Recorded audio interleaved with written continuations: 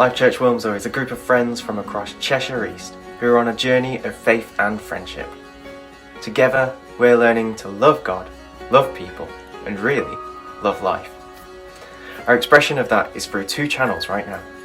Live streams just like this, and live groups. Our live streams go live every Sunday. We meet together online at 10:15 for 30 minutes of inspiration and connection on Facebook Live, on YouTube, and on our website at lifechurchwilmslow.org. And every other week we have a coffee together on Zoom to catch up, to connect, and to find out how everyone is doing. Then, in the week, we have life groups. There are 3 to choose from, each one distinctive, but each one welcoming, friendly, and open for you to be yourself and to connect with friends. Again, all the information and email addresses to get in touch are on our website.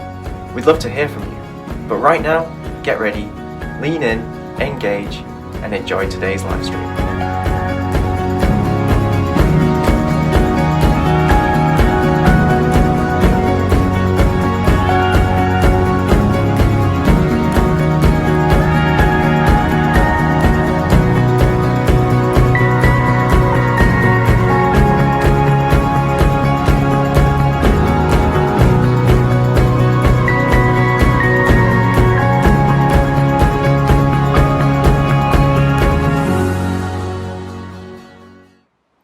Good morning and hello from Wilmslow to wherever you are watching from on this beautiful summer's day. Give me a wave for any other sign that you are here with us.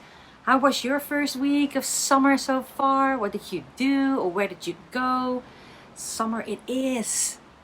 You know, last year we were blessed that summer started at the beginning of April, at the start of the first lockdown. And this year's summer, it started when lockdown restrictions are started to lift.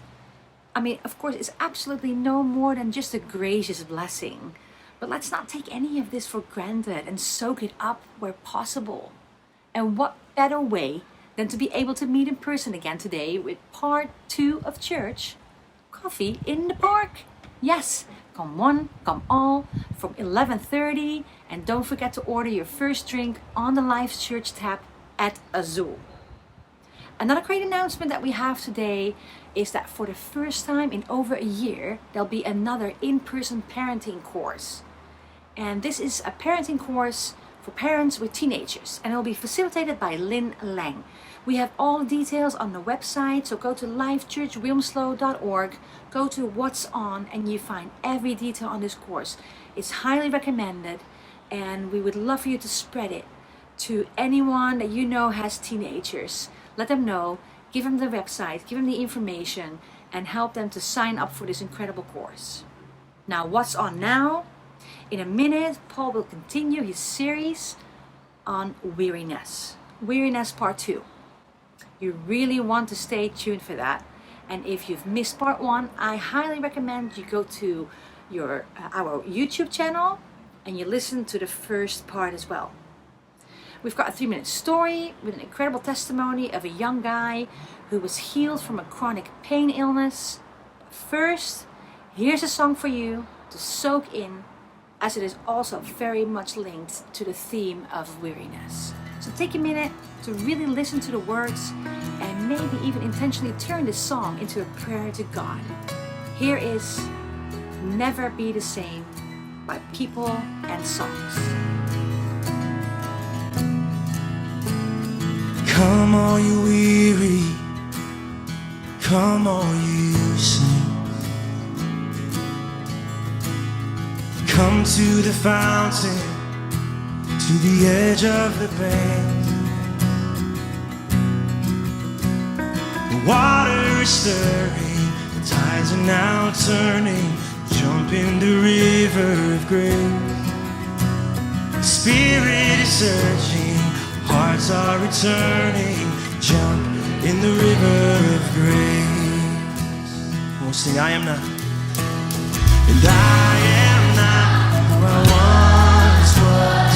My whole life has been changed. I met the forgiver, and now the sinner will never be the same.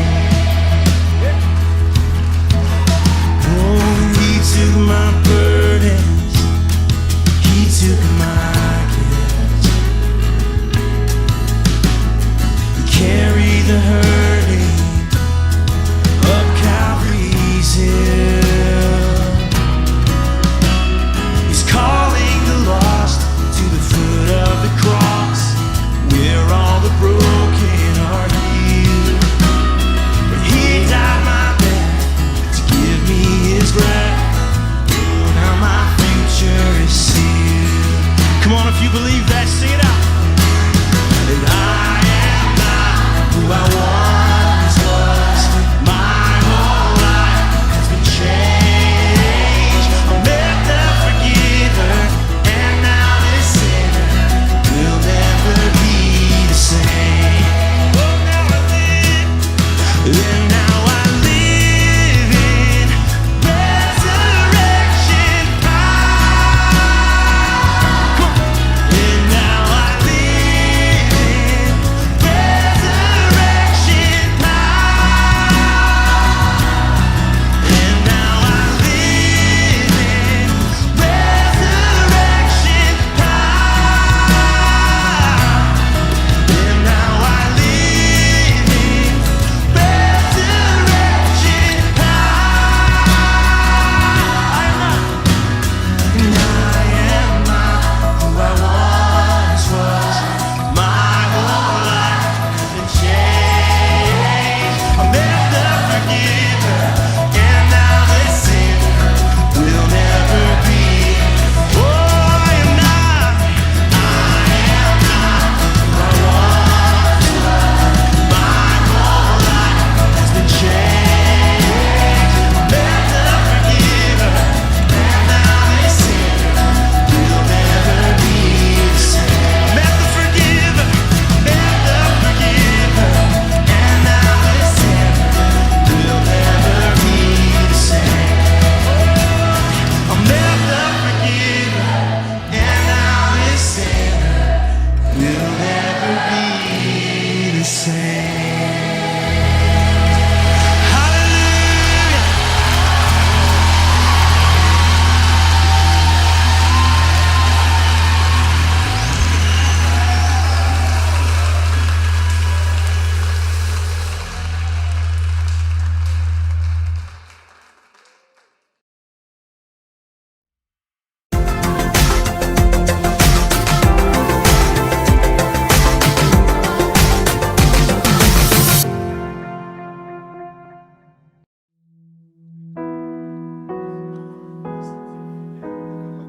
So it was back in 2012. I just woke up one morning. I found that my neck was just really, really sore. Months went by. I found myself experiencing more pain, and then it spread throughout my whole body. It wasn't until 2013, after seeing many specialists and doctors, they actually diagnosed me with a condition called fibromyalgia. That's a condition where it's widespread muscle pain, fatigue, and nervous system issues.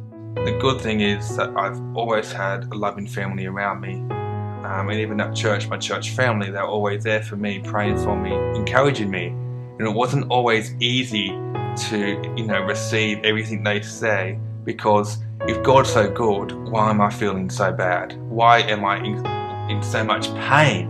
Why am I feeling like this, where everyone's enjoying their lives out there? That's what I was facing. It's definitely not easy when you're going through incredible torment of the mind and your emotions are pulled in every direction and you're feeling like complete misery.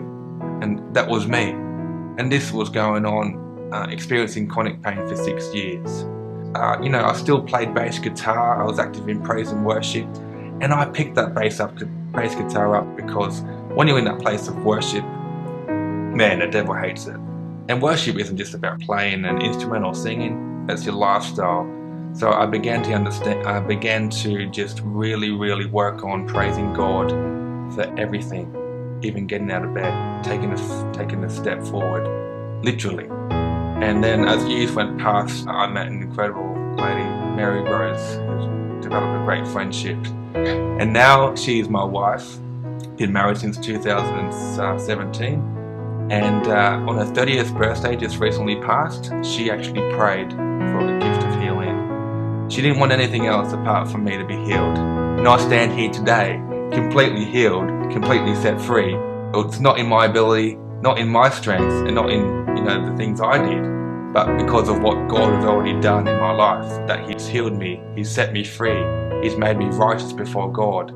And as I continue to praise Him for what He's doing and what He's already done with my healing and with my well-being, I found myself getting better, improving, gaining more strength. God's faithful to what He says. You are healed. Jesus went in my place to set me free from all pain and sickness. God bless.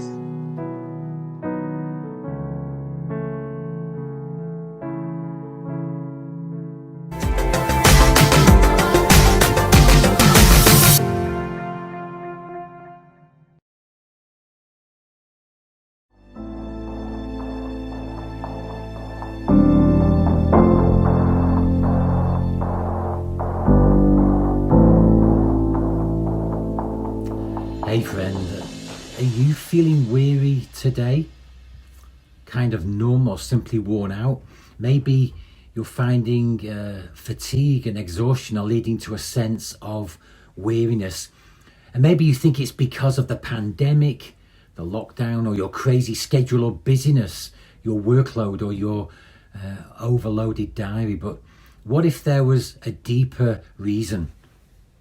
A reason that was predicted over 600 years before Christ by an ancient prophet. Well, stick around, because I'm going to show you today from God's word that weariness is really serious. It's much more than tiredness, but it can be beaten.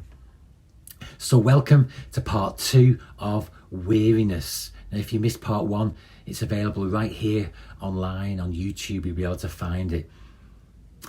There's a new phrase this year in the Oxford English Dictionary, and I wonder if you can guess what it is. Watch this. Feeling tired and drained all the time, then you may be suffering from lockdown fatigue. Lockdown fatigue. Now, aside from the tiredness and feeling drained, you may also be lacking in motivation, focus, feeling generally moody, and your sleep may also be affected as well. Has got some numbers that suggest there is real lockdown fatigue, lockdown fatigue, lockdown fatigue, lockdown fatigue, lockdown fatigue developing here. Again, as been in various types of lockdown for a while now in many places in the world. Are you feeling tired? Sleeping more than usual?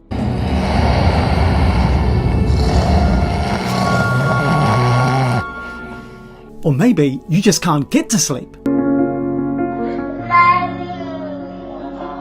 That feeling of exhaustion seems to be pretty common right now. A deep bone-numbing fatigue. Or maybe it's showing itself as a frustration as not being able to get motivated. Or maybe it's the lack of physical activity. Maybe you're craving physical touch. Maybe you're overloaded with news and information. Could it be too many Zoom video calls that's wearing you out? Or trying to school your kids at home while trying to work, or parent other non-school aged children too? Maybe it's this feeling of limbo. What happens next? What's the next stage? It's probably some or all of the above, and some other reasons that I've not mentioned too. Staying at home can be stressful, it can be boring, and people are also worried about their finances. All this is perfectly understandable, and be assured you're not alone. Lockdown fatigue is real. Lockdown fatigue is real. Lockdown fatigue is real.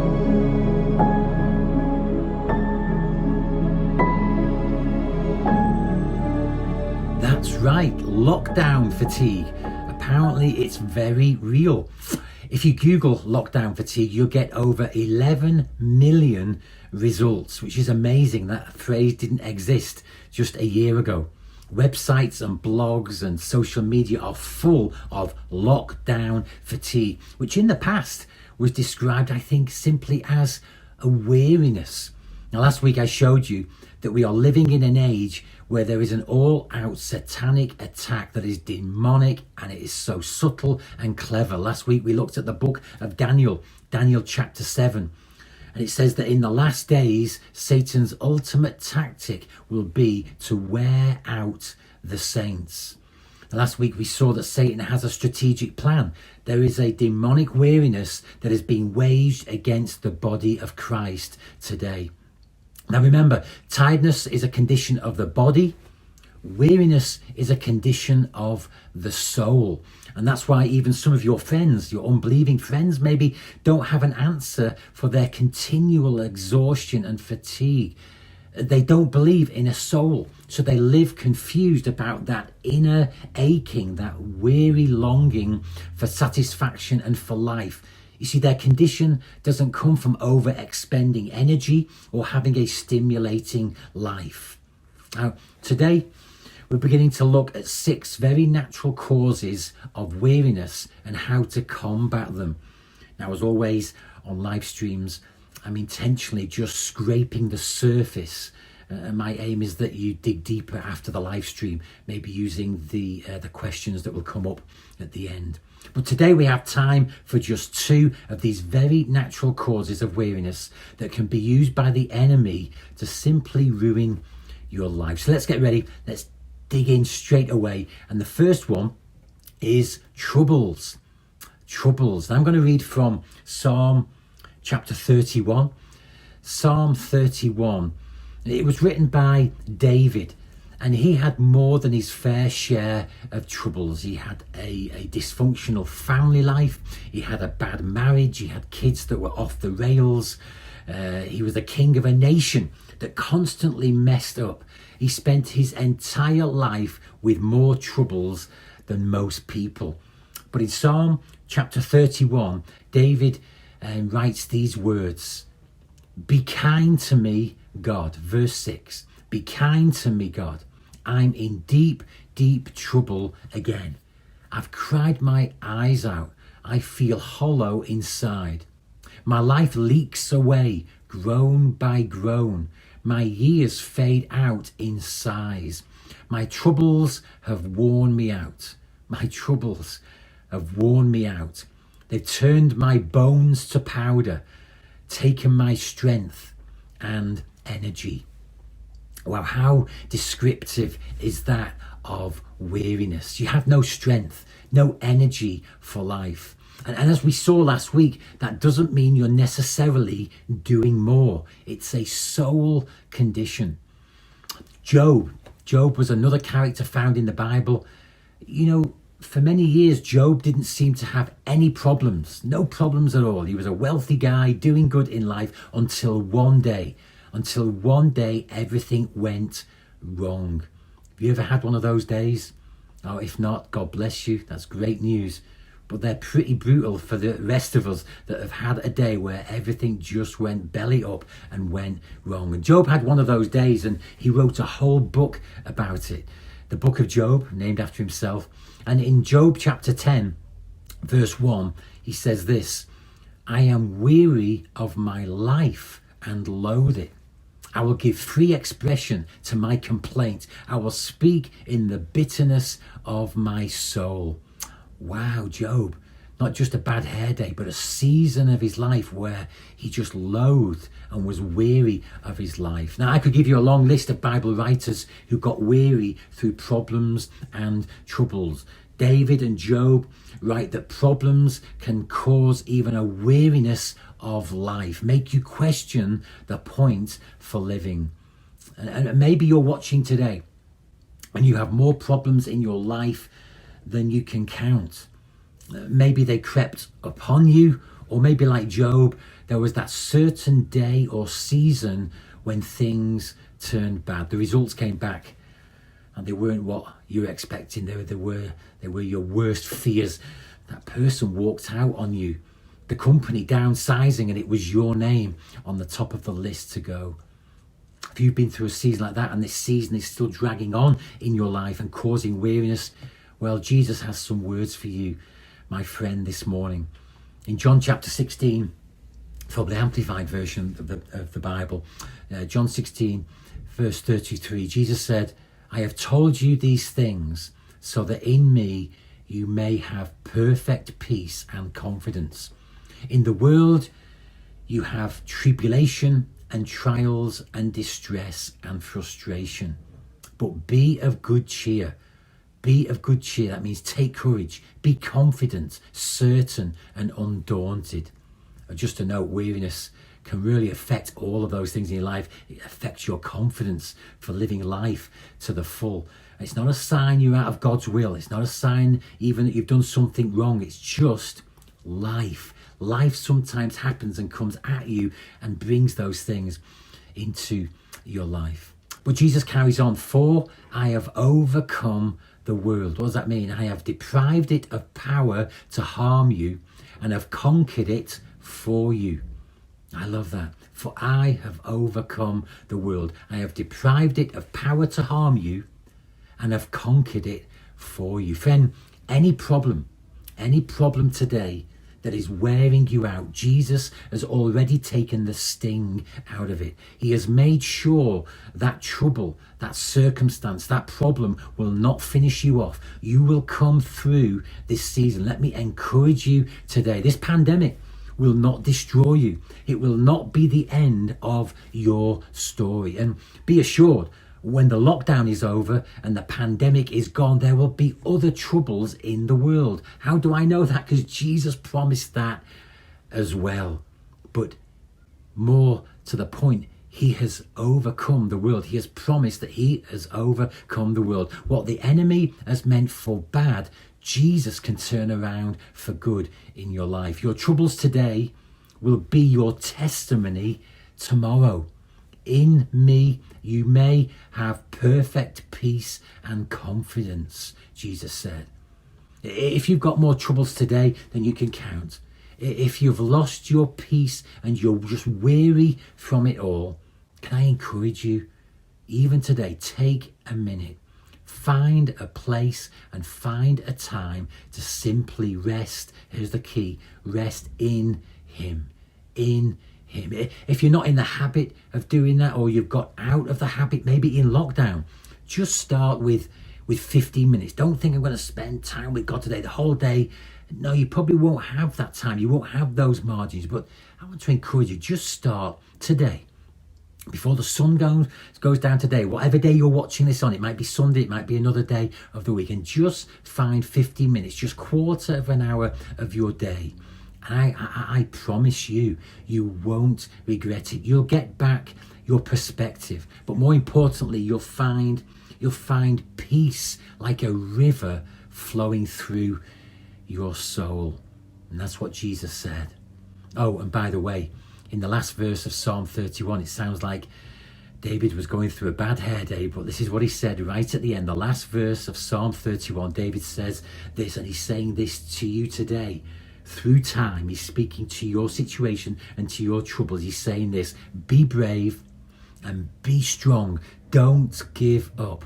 Expect God to get here soon. You might feel like you've been abandoned, like he's not there for you. I want you to stay in faith today. You know, he started the psalm in distress, but ended with hope and expectation.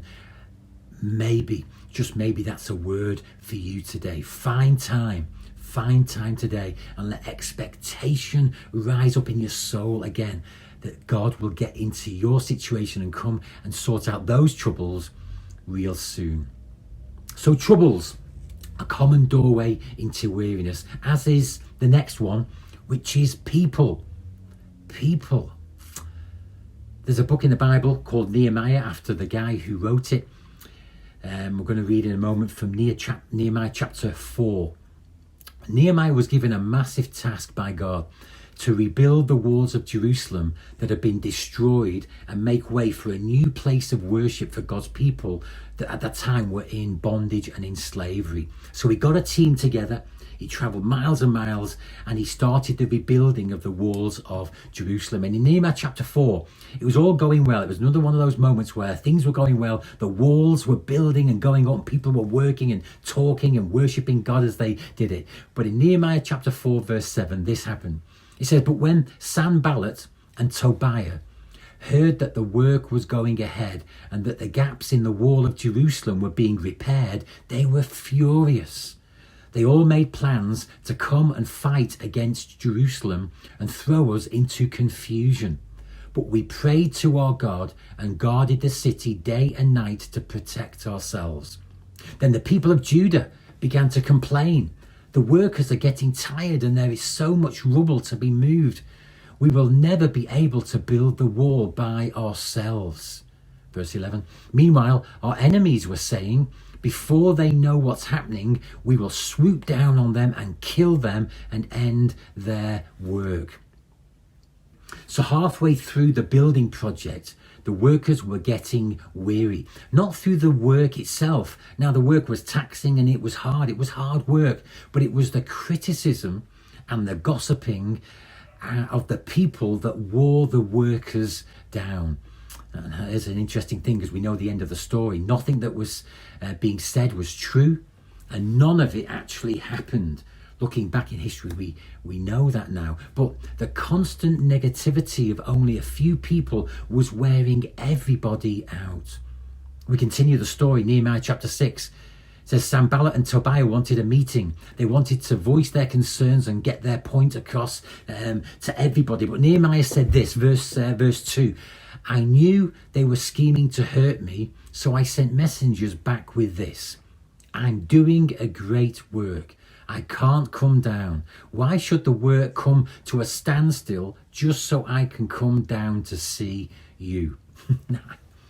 I just really love that. I'm doing a great work. What confidence. What an awesome thing to be able to say.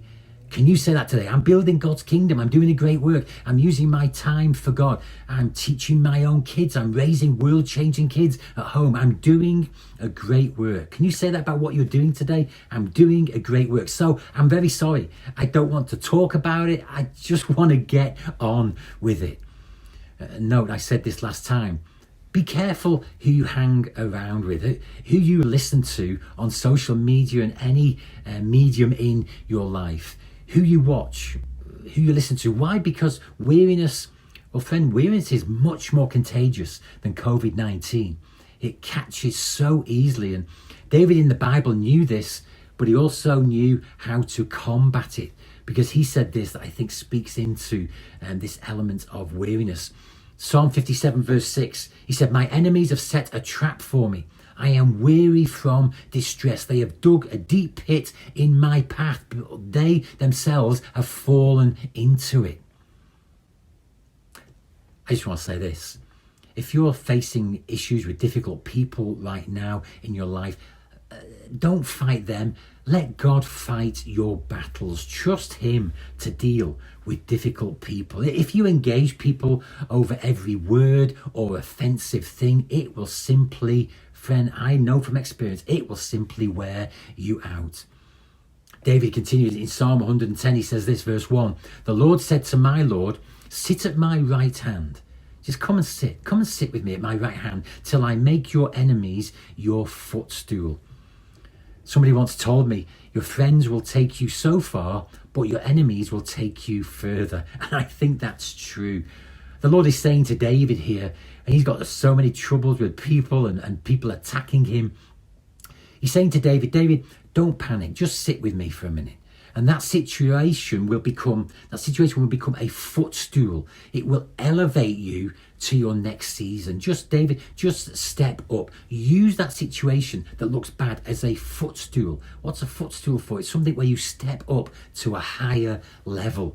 You know, I want to encourage you today, if you're in a situation like that, don't keep complaining. Don't get on social media about it. Just step up. Use it as a situation that can step you up to the higher level that God wants to take you. Listen, there will always be those around you who seek to pull you down and be negative. I don't like the way you're doing that. I disagree with this. I think you could do your job better, or why are you doing it that way? Listen, friend, don't get all uptight and panicky. Just remind yourself like Nehemiah, I'm doing a great work. I'm sorry. I'm not available to moan and to gossip and to gripe. I'm not going to start venting on Facebook or get into an email war. I'm going to put you right. I'm going to correct you. No, why? Because it will bring weariness into your life like you've never experienced. What do you need to do? Just those things that are coming against you, use them as a footstool. Just step up into your calling, step up into a higher place, rise up, step up, rise up. Like we looked at last week in Isaiah chapter 40, rise up on wings as eagles. Sometimes you have to leave the chickens to cluck, cluck, cluck. You're not called to be a chicken. Don't stay down there clucking around on the ground. Rise up like an eagle. Step up, rise up into the presence of Jesus. He's waiting there for you to rise up, to sit with him, and he'll sort everything out. So to close today, are troubles wearing you out? Just take time. Just take some time today, whatever day you're watching this on. Take time today to wait on Jesus. You won't regret it. Are you weary of difficult people? I just want to encourage you, step up. Use that challenge as a footstool. Don't step on them, step on the situation. Step up into maybe new relationships. Maybe that's what God had planned for you, so he allowed this. Step up into a new chapter. It might be a new job, a new opportunity, or a new way for you of doing life. Step up this week. Well, time has gone. Will you take a few minutes at the end just for the food for thought questions? They'll help you out to dig a bit deeper on this whole subject. But for now, God bless you, and I'll see you here next week for the last part of this talk. What the enemy has meant for bad, Jesus can turn around for good. Thank you, Paul. Great truth to take away and remind ourselves of this truth in our daily challenges. I take it away. Also, take a minute to read and think or talk about the food for thought questions that will come up in your screen in just a moment. And if you'd like to connect with us, please do so. Check out our website, contact us, check out the life groups on the website, lifechurchwilmslow.org, and connect. Contact us, talk to us, meet us for coffees, and now come meet us in the park for that drink. We'll see you around 11:30, and once again, order your drink at Azul on the Life Church, and see you there very soon. Have a great week. Bye-bye.